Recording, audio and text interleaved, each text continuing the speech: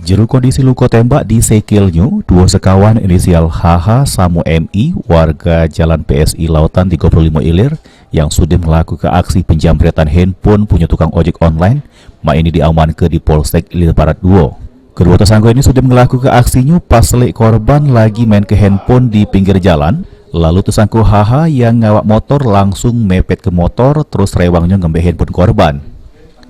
TKP itu ojek online ini menabrakkan motornya kepada pelaku sehingga terjatuh. Kemudian kita amankan satu buah sepeda motor dan pelaku itu lari. Dari catatan kita sudah berapa kali?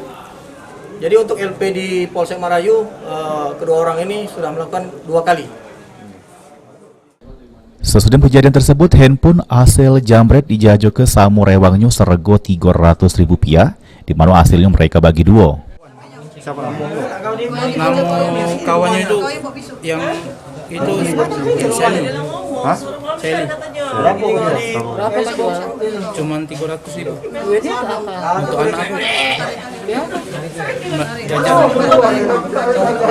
Ini kawan sekolah.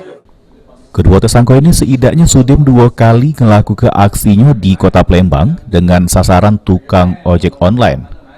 Main tersangka HH Samreong MI dijeblos ke Jerusel tahanan Polsek Ilir Barat 2 guna nanggung jawab ke perbuatannya. Abidin Hirwanto, PAL TV.